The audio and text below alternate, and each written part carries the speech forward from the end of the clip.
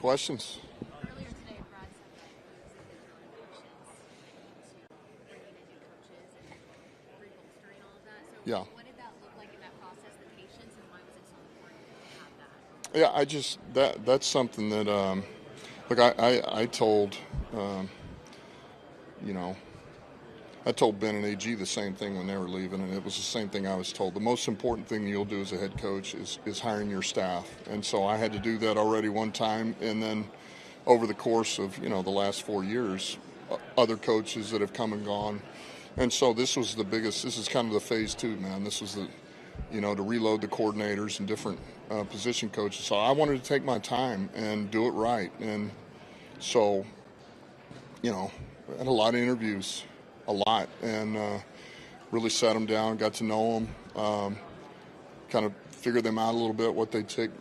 The football is there, but it's really about the mesh, the chemistry. I'm big on that. So that was a big part of it, and I think we got it right. Go ahead. I know 24. Somebody told me it was 26, but a lot. Yeah, different. Yep. You shifted the role of Scotty Montgomery to now be the receivers coach. What do you like about him in that role now? Yeah, look, I think this is going to be great for us. Scotty's a huge asset for us, and what it does is, he's an excellent coach, all right, and so now he gets that whole receiver room and the pass game as well. He's going to be a huge part of our pass game, just like David Shaw is going to be.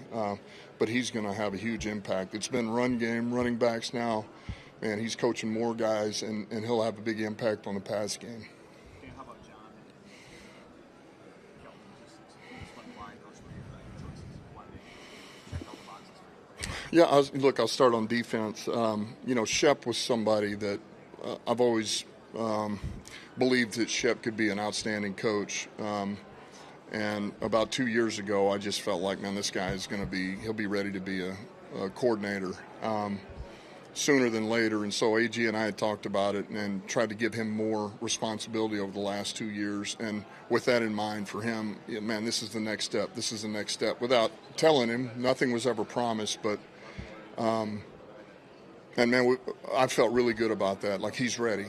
He's ready. And the coaches that are in that room, Deshae Townsend and Jim O'Neill, Dave Correo, moving Ham, Sean Dion Hamilton, which was under Shep, to linebackers, and then getting Casey Rogers D lineman. It's a veteran coaching staff that understand ball, and they're going to supplement him well. They're going to help, but he's ready. He's already, it's been great over the last, call it 3 or 4 weeks here. So felt really good about that. And then John Morton, I mentioned this before. We were together here in 22. I've been with him with the Saints.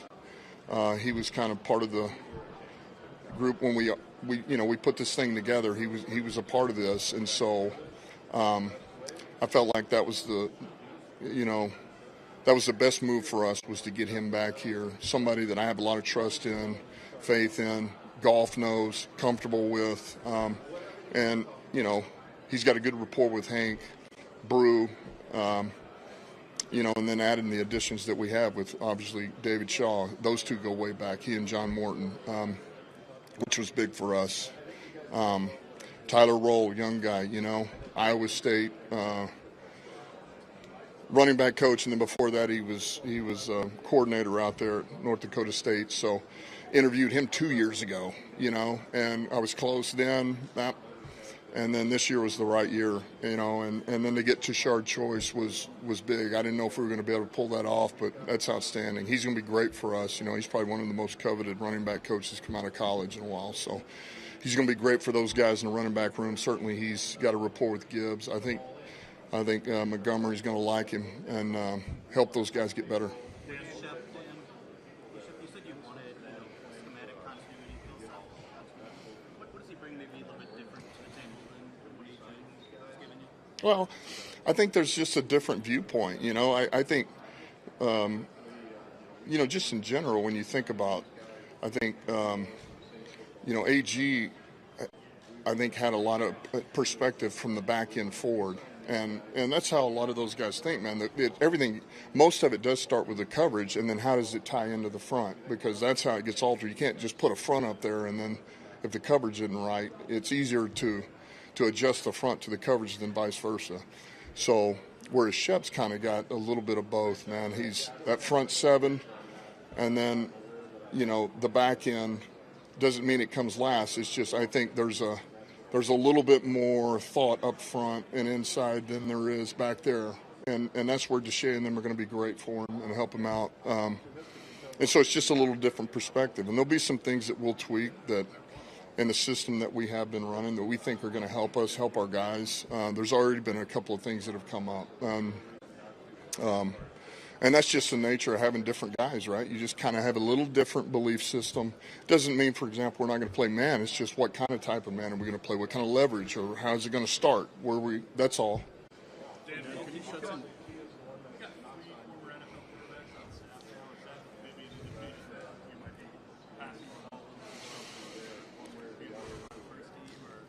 No, I wouldn't read into that. That's just they were part of the process, and they were guys that they just happened to be like these guys that played quarterbacks instead of some other position. But man, sitting down with both of those guys, you know, I was blown away, man. They were, you know, I always think of it no different than players. Like those guys belong to us, you know, they belong with us. That's how I felt with those interviews with Tuiasa Sopo and Greg Kowski. Both was like, man, these guys, they belong here, man. They ought to be with us, because I can just see they're going to take off. I think they're going to be really good coaches for us. You know, I think right now Bruce will be working in the receiver room with Scotty, helping him out, and then Marcus will be in there with Brew in the quarterback room helping him out. So I just love it, man. I think it's good. You know, you got your guys, and then you got your guys coming off the bench, and I love our guys coming off the bench too. So it's going to be good. Hey, yo, so it's funny. Brad Holmes was late. Dan Campbell was early. So I apologize for that. Is it just me? Or does Dan he looked kind of refreshed, man. He looked like he's been enjoying his time during the offseason, even though it's been a month. It's been, 5 weeks since the Lions played a game. It seems like it's been forever, though. Like, it's starting to move a little faster, so I'm glad to see him look refreshed. Everybody needs a break. I think we all needed a break. It does seem like it's been forever since we have heard from him, even though it's only been about 5 weeks. But he looks rejuvenated, which is a good thing. Talking to you.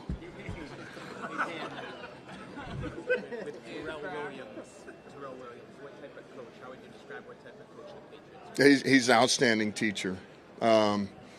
Outstanding teacher, great human being, somebody that's team first, hard worker. I think he's got a good vision for what he wants to do, and certainly I know, you know, what Vrabel's going to want to do out there. They've worked together.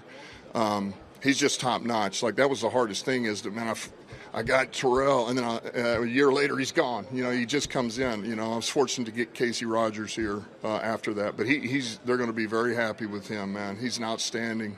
He's one of the best D-line coaches in the league, if not the best. He and Casey, I think, are 1 and 2. And what I would say is formal interviews and talking to you.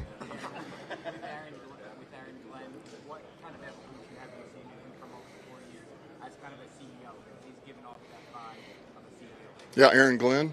Yeah, well, I mean, he's been the CEO of our defense, you know, and I think there's a number of things that for that whole time, he's been somebody that I've bounced a lot of things off of. I go in there and we talk about it, man. I'll tell him a number of things that come up within the off season, during the season, pertains to rules, roster, could be the cap, it could be game situations. So this is not going to be something that's new to him. Like, he'll be going to be ready for this. He's going to be like anybody else. He's going to have to learn on the fly, and there'll be things that you're not going to know what you don't know until you're in it.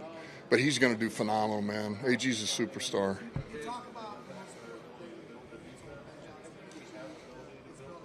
Yeah.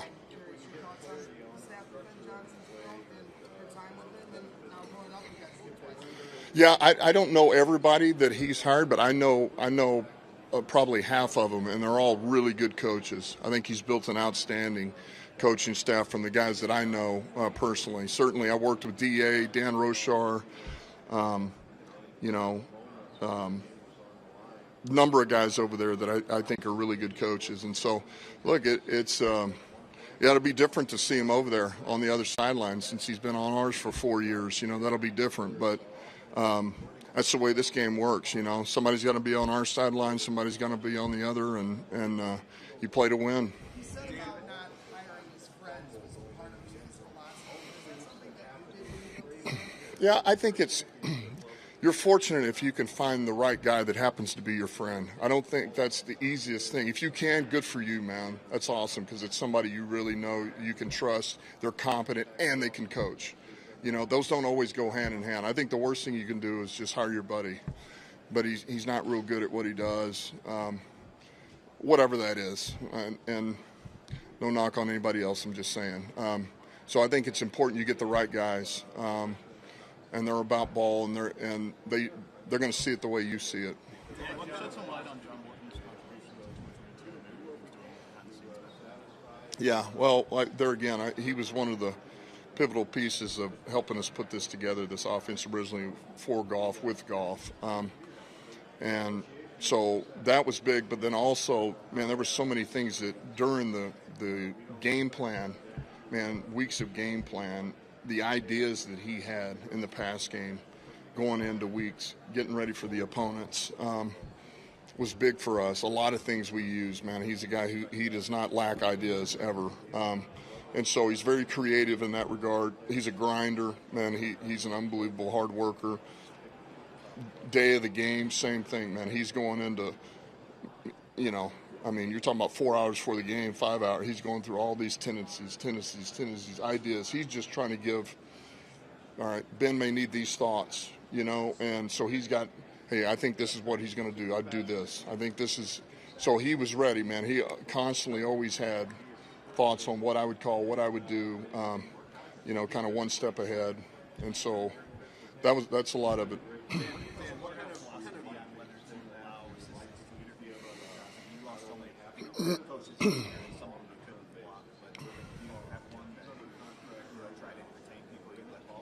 Yeah, I mean, that's hard, right? It's hard.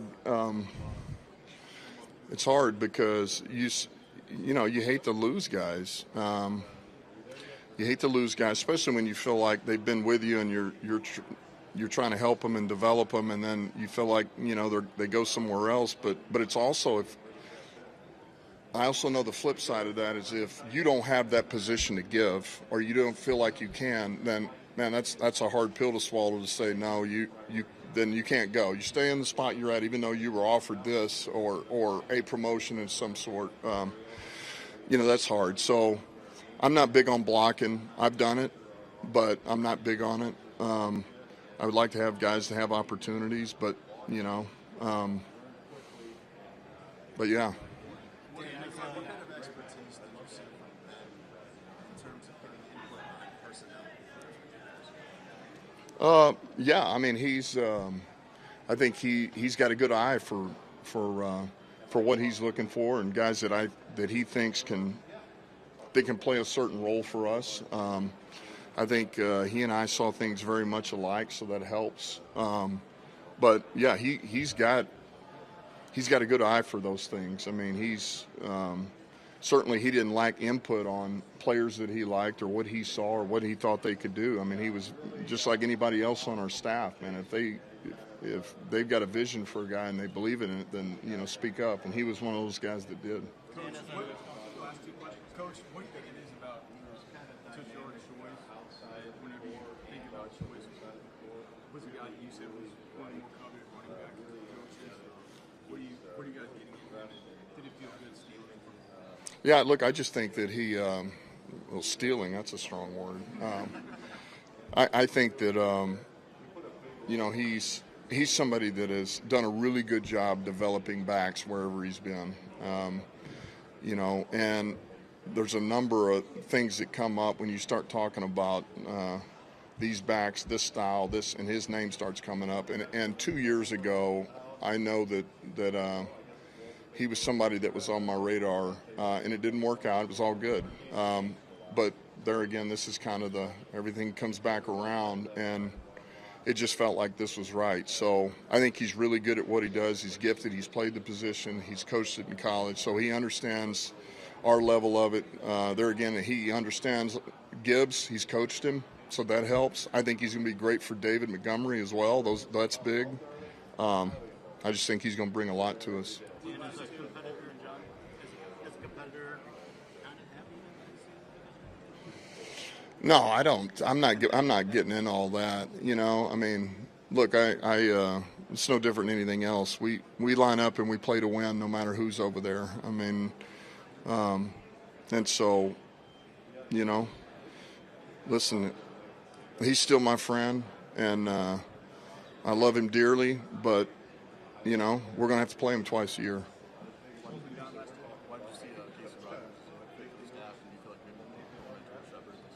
Yeah, look, Casey. When I was a player in Dallas, he was our assistant D-line coach. So that was the first time I had met him, and you know, and then I coached with him at the Miami Dolphins. You know, so I've seen him coach. I know what he's like. I know what the D-line's like with him coaching them. And so I've always thought really highly of him. You know, I was fortunate to coach with he and Terrell. So when I knew there was a chance to get him, he was going to be available, it just made sense. I think he's going to be great for our D-line. I think Hutch and those guys are going to really like him, gravitate to him. And man, he's one of us, you know. I mean, he's about doing it the right way, hard worker, sees the game well, understands scheme really well, and man, he knows the fundamentals and grinds on those guys. Yeah, Dan, I could ask you, a couple draft questions. What are your early thoughts on the defensive lineman in this draft class? And two, a lot of people are talking about Travis Hunter. And I think that's playing two positions. Do you think a player of his athletic prowess, or any player, can potentially play offense and defense in the NFL? Yeah, I'll be honest with you, I'm not even that far. You know, this is just the beginning of this for me, is getting these guys, talking to them in a formal. I haven't been able to grind on the tape yet to give you an opinion on that, but this is kind of the first step in all that.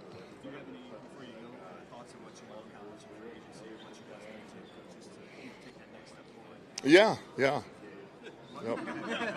All right, you guys have a good one. All right, ladies and gentlemen, the offseason is more about Brad Holmes than Dan Campbell. So shout out to Coach, man. He looking good. I'm going to be real with you. I'm glad that I have something else to take my mind off of the NFL. And it's been doing really well. And just a note to all my people, don't skip leg day. Today is leg day. I am kind of looking forward to it, but not really. But don't skip leg day. Yeah. And also work your abs, you know, at least every other day. But I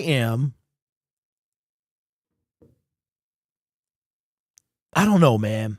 Shout out to everybody in the chat today.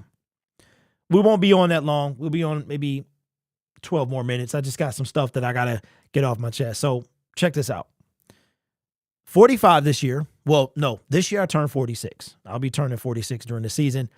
I'm on the fence about whether or not I want them to call me for season tickets, because the Lions play a lot of road games I want to go to. And what's up, everybody? I watched your Brad Holmes reaction earlier and thought I was having deja vu when I saw this in my recommended feed. Yeah, I wasn't going to go live, man. They told me to go live and for Dan Campbell. And my bad, I put Ponium. He went early. I was rushing. So I am trying to occupy my mind with stuff other than football. So the spring will be coming. It'll be time to spring clean and outside. You know, I am enjoying the fact that there's no cicadas. There's no mourning doves right now making the stupid mating call. I'm just, oh my God, just the peace and quiet and cold of winter. But how are we feeling? Like, I'm excited to go to the combine. I'll be wearing this sweater that is centered, thankfully. Got my little badge made up. I think what I'm going to do is the next time I order a hoodie, I'm going to put my YouTube QVR code or whatever it's called on the back. So if I'm walking and somebody's behind me, they can scan the QR code or whatever it's called and find the YouTube channel. But yes, so UFL is coming. Yes, they are. Hey, they appreciate that, Trent. Yes, they are. That is true. And I plan to go to some of those games as well. So that'll help us. Take our mind off of it. But I don't know, y'all. Brad Holmes' press conference was tough. It was tough, man. And I'm just kind of eager for something to happen. It's been 5 weeks since the Lions season ended. It's been 2 weeks plus since the Super Bowl. And the Lions can start making moves. The combine, they probably won't do anything this week, but we already saw Shakir. As a matter of fact, I got to make a video after this. Dang, did I save that tweet? Shoot. And Rob Gronkowski is talking about coming out of retirement. I mean, what are we doing here?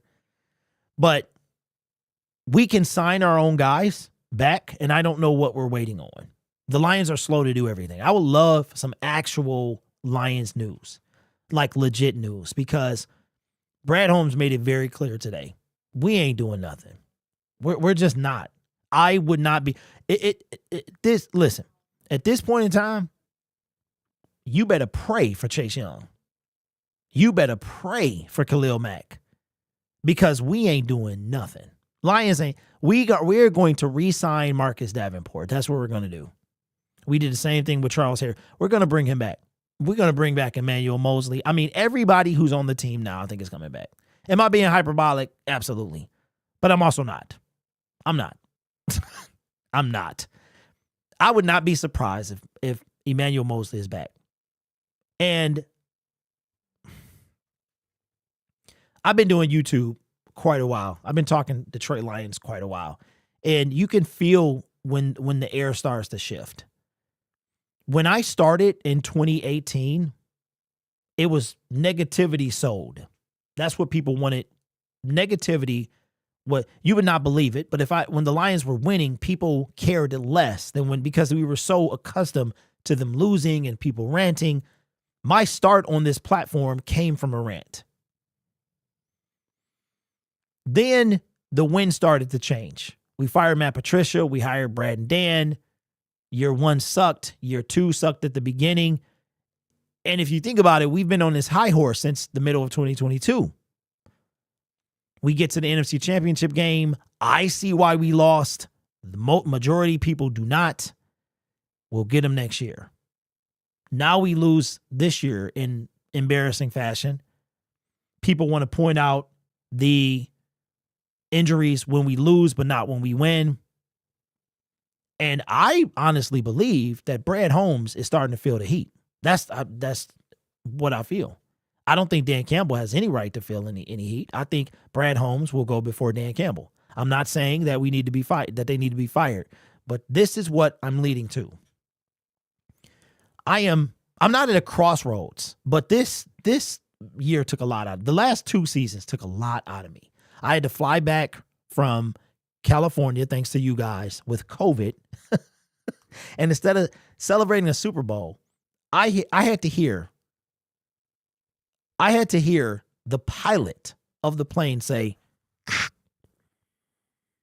and we want to celebrate the victory of our San Francisco 49ers over the dastardly Detroit Lions. Now, mind you, I am on the plane with COVID after we blew a 17-point lead. Last season was tough, but quick. This season, 15-2, first seed for the first time in history, back-to-back NFC championships.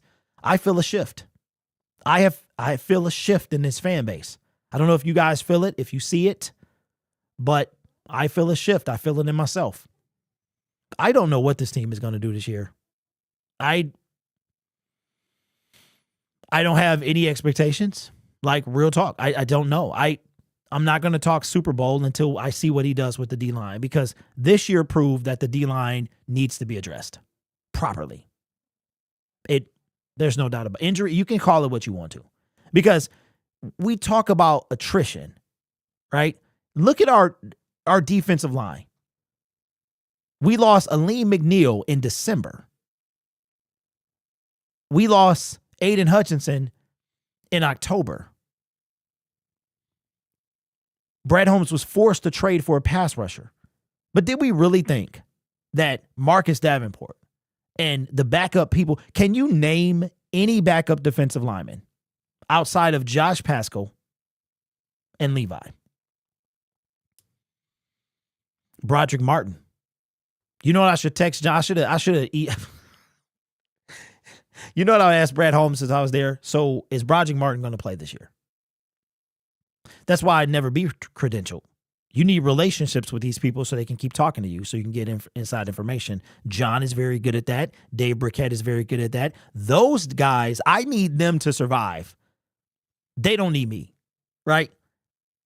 Everyone has a job. You know, like everyone has a job. Everyone has a role to play. That is their role. My role is this. I could not be credentialed. I would want to know, how are you going to fix the pass rush? Questions I know he can't answer. Trent, the combine has been this time, bro. It's been this time. They will sign Davenport because of early injury, just like Mosley. Bad. Yep, that's the exact conclusion I came to. Hutchinson be running again. I saw that.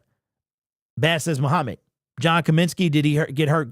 Though John Kaminsky did not play. So I guess the point I'm trying to make is the people that got hurt were depth pieces.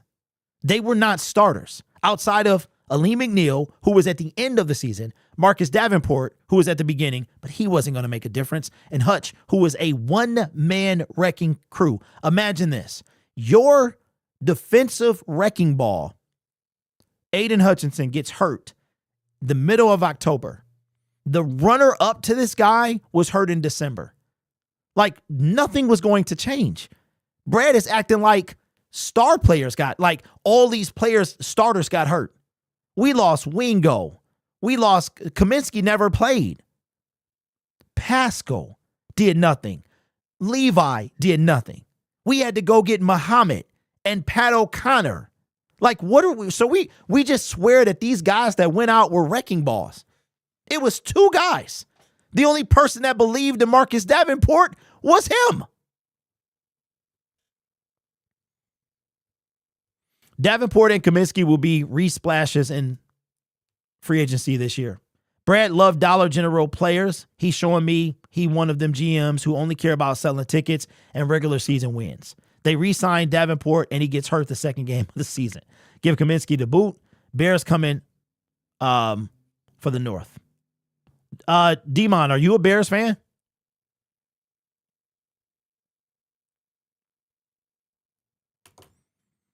It makes me wonder, like, when is Brad going to get a wake-up call? And this is what, and so I went down that whole path of why I'm like I am. I just say it, right? I told you guys in the previous stream, Brad Holmes has a shelf life. He does. Every single general manager and coach and player and personnel member in the NFL has a shelf life. Eventually, that shelf life will expire. It's just the bottom line. What's up? Okay, I literally just got out of school and have no idea what he said. Someone can, hey, just leave the stream, Anakin, go watch it, and then replay this later.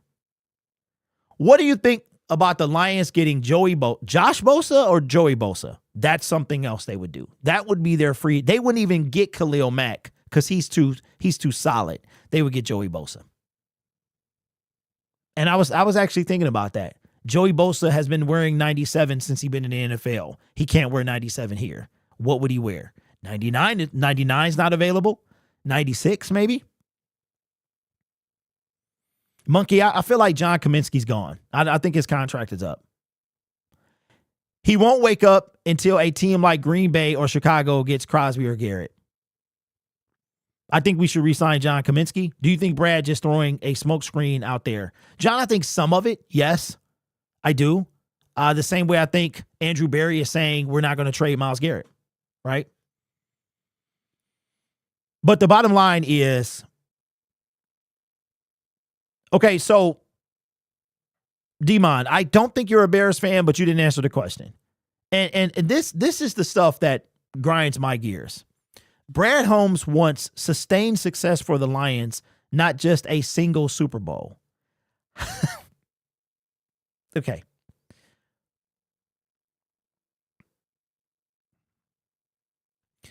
And that could be true. I can't believe it's 53 degrees outside. That would be true. That could be true.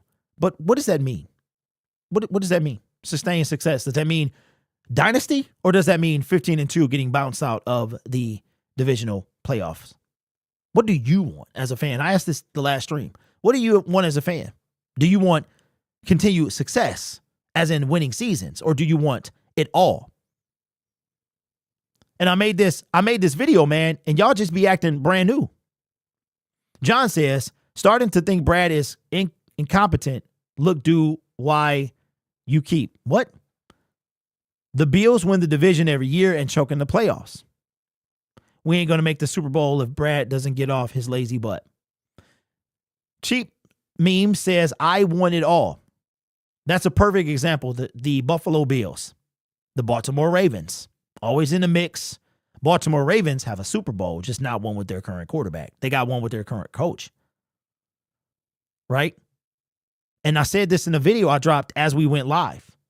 There is a reason that Lions fans are so hostile and so impatient. And in my opinion, we have every right to be. We have every right to be. I've been in school all day, so I'm just not finding out what happened. Hey, I appreciate that you got out of school and came straight to the stream. We have to have a top defense to go far. I actually wrote down something when Dan Campbell was talking, and I just kind of scribbled it, because until the Lions actually do something, there's not going to be much to talk about. That AG leaving may be the best thing to happen to Dan Campbell, because they were friends, and he didn't want to fire his friend. But he thought he was good at his job. I don't know, man. I think he had moments. I think he had overall flashes. But at the same time, man, how much can I blame Aaron Glenn when Brad Holmes is not doing what's necessary?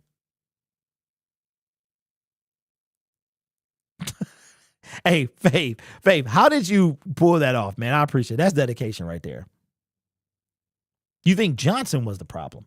Cleveland being stubborn isn't helping either. That's true. But Cleveland they gonna wind up on the wrong side of this, because I'm gonna tell you what's gonna happen. Myles Garrett is gonna hold out. He gonna do something. It's gonna lower his trade value, because Cleveland's gonna be desperate.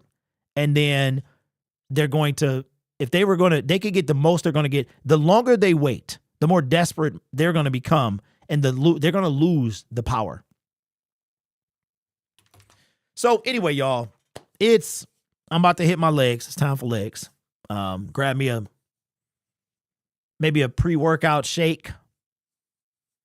My wife is going to make tuna casserole. Looking forward to that. The Combine. I will be heading down in 2 days. I will be watching the defensive line and the linebacker position. I was thinking about taking a notepad, but I would do better typing it in my phone. Be making videos from the car. You know what I'm saying? Yeah.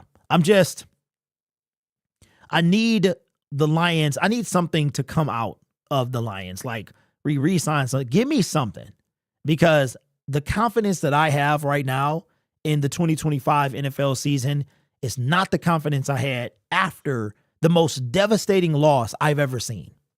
That it was. The NFC Championship game was the most devastating. Now, I don't remember in 1992, like when I was 13. I don't remember. This one I do. And I don't know, right? We're not going 15-2. I think we get double-digit wins, but I'm not going to say what until May. I don't know how true it is, but I saw something where the Eagles might go for Miles so the Commanders can't get him. Daquan, we already know what Howie is capable of, and I agree. I think that's where he goes. The thing is, yeah, I think he goes to one of them two teams. And I think if Miles has a choice, it's going to be the Eagles. I think the Eagles lose Josh Sweat, and they go aggressively after Myles Garrett. And you know what's funny? And this is what you're probably going to say and you're going to see from me. And I'm going to try to do it with, depending on how I feel in the moment. You might get a hostile version of me. You might get a calm version of me.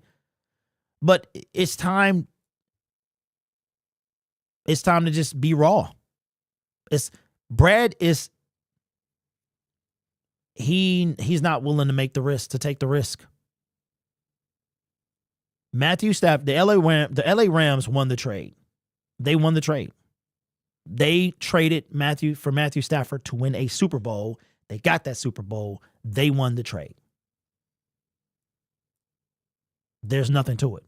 We got some really good players. We got some great players, but we ain't got no Super Bowl. They won the trade. There will be a team that's going to say, screw everything. Give me Myles Garrett. Bada boom. And I hope that team is not the Buffalo Bills, the Kansas City Chiefs, the Philadelphia Eagles, or the Washington Commanders, or the Green Bay Packers, or Chicago Bears, or the Minnesota Vikings. Like, even though I know what the reality of that is. One team is going to say, forget it. And it's not going to be it's not going to be a throwaway team. It's not going to be one of them teams. You know who I think, and this is not related to Myles Garrett, you know who I think would make the Jets Super Bowl contenders? Matthew Stafford. I can't even believe I'm saying that. If the Jets traded for Matthew Stafford, they all of a sudden go to Super Bowl contenders. That's the defense. They need a defensive coordinator, which Aaron Glenn brought in, but Aaron Glenn is a defensive coach. I think they are Super Bowl contenders, even with a rookie head coach in Aaron Glenn. I think the Minnesota Vikings get Matthew Stafford. They already were. I think he takes them over the hump. I cannot believe those words are coming out of my mouth for a 37-year-old quarterback. There are teams that are willing to take a risk. And Brad Holmes already showed you today he's not one of them. Well, what if you trade for a guy and he gets hurt and then you just got that guy? Well, that's called risk, Brad. And that's why you get depth, Brad. That's why you get players that can fill in if they go down. But our entire squad, we had to go get Mohammed, Pat O'Connor. The list goes on and on. We act like John Cominsky was going to play. We could have used him. We could have used the body. And don't forget, because it wouldn't be the same if I didn't say something. If that was loud, I'm sorry, because that was loud for me. With the 96th pick in the 2023 NFL Draft, I don't know why that's so loud. All of a sudden, my soundboard is loud now. The Detroit Lions select Broderick Martin. So wait, let me get this straight. Peyton Manning compares the Lions to the 2025 Colts. We did win the whole thing the next year. Peyton, I appreciate you. Peyton is a Super Bowl champion, but he's not a Detroit Lions fan. I will reserve my Super Bowl conversation until I see what Brad does with his D-line. Best case scenario, you trade for Myles Garrett, next year's first round pick. You sign Khalil Mack in free agency. I'll take Joey Bosa. You draft 2 consecutive defensive linemen in the first and second round. Now we're talking. Now we might have a different conversation. Brad Holmes is probably going to take a cornerback. He's going to take another one. Brad Holmes has not put the same aggression into the defensive line that he put into the cornerback position. So what you're going to hear from me for the next several months, several weeks, is the real.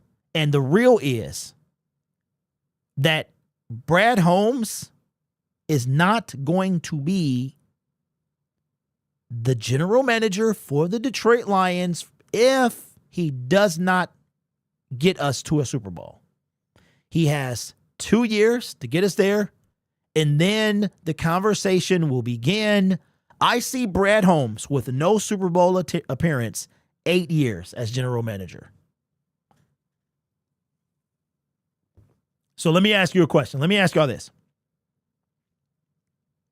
I'm going to paint the picture. You give me a response. Taking out, okay, what would it require? The obvious is Brad winning a Super Bowl. If Brad wins a Super Bowl, GOAT, status, okay, legacy solidified. It really wouldn't matter what happens after that. If Brad Holmes wins a Super Bowl, it really wouldn't matter. So what I believe is that he needs to get us there to buy himself some time. If we win one, whatever. It's win one, you get in the statue, right? So how long do you okay, for Brad Holmes, let's say Brad Holmes is here because they're both here through 2027. So you got the 2025 year and 6 year, right? Because I think they got like a year extension or something like that. So 2027. Brad has been the general manager for the Detroit Lions for 4 years. In those 4 years, we have gone 3-13-1, missed out on the playoffs 9-8, NFC Championship game 12-5, 15-2, divisional loss. 4 more years from now, what would it matter? Like, what has to happen, in your opinion, for Brad Holmes to lose his job? Because let's not act like it doesn't happen in the NFL. Let's not act like it doesn't happen. It happens all the time. NFL literally means not for long. They think it means National Football League, but it means not for long. You can build something and someone else could help it grow. Someone else could take it over the top. Why do you think I work so hard on my YouTube channel? It's people always trying to be better. So I have to be better. So what would have to happen? So Badman says, I think we win a Super Bowl between 2030 and 2025. Well, that would be past my prediction because I said we win one in the next 5 years. Master Chief says, hey, Derek, are we going to wear a clown suit if they win a Super Bowl? Nope. What's up, Hardy? The issues is, would a GM get fired for always making the playoffs without ever winning it all? See, that's up to Sheila. But so I'm asking you. I'm asking the fan base. What would it take for Brad? What would Brad Holmes have to do to actually not be the general manager in 5 years from now? What would be where you would say we had to move on? You can add Dan Campbell if you want to in there as well. Okay, if we let any of our division rivals get the division and we lose in the first round to the playoffs again. If he loses guys to other teams, he doesn't address positions. We win next season, though, and no Super Bowl appearance, and he doesn't make moves. Dan Campbell is safe for a while. Honestly, I don't care about first anymore. Trent, neither do I. I do not care. We could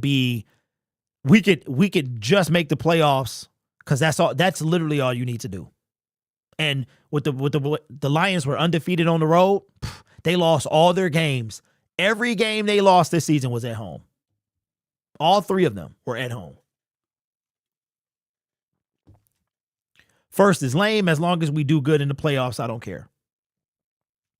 All right, so that's all y'all got. Brad Holmes' process has worked for the Lions so far. He has built this team to be one of the most talented. Okay. All right. That's I watched the conference and he basically said they can't afford any big time player due to future contracts, and still we hope to win the division. Okay. See, that's what I'm saying, y'all. So, Demon, you are the pass guy. Like, you're looking at what he has done. I'm asking, what is he going to do? What does he have to do to not have a job with the Detroit Lions in 4 years? If Brad gets rid of a pivotal piece, then I'm done with him. Okay, who? He already said Hutch about to get the bag. He locked up St. Brown. You know what, bro? I don't think he does. He likes his players. He likes his players. People he draft, he likes them. But I just want y'all to bookmark this. All right? Bookmark this thought, and we're going to wrap up the show. You think he lets go, Kirby? Nope. He's not going to do that. He going to sign. I don't think we keep J-Mo Ray. That's going to be that's going to be intriguing. Expect his 5th-year option to be picked up this year, but that one is one I would watch for. If Brad right now, my prediction is they keep Jameson. He loves Jameson Williams. Jameson would have to really, really let him. Jameson will be a Lion for 2 years unless he just flips out. And we have no choice but to get rid of him. But he will be a Lion for 2 seasons. After that, I don't know. I'm very curious to know if we will extend him. I was driving, Derek. I hit the button before I could text all of it. hey, John, you should be driving, bro. You should be driving. Focus on that. Okay, so Greg, he basically said, according to the guys that were there, so you're not, something to the effect of not being able to get Miles or Max, and he said, probably not. And then during the actual press conference, it did not appear that it was probable. One of the reasons is because of his extension, the extension talks with Hutch, and the fact of signing 2 pass rushers of that caliber for compensation is tough. So that's the long short of it. If Davenport starts, we riot. I'm glad I got something else to do. I really am.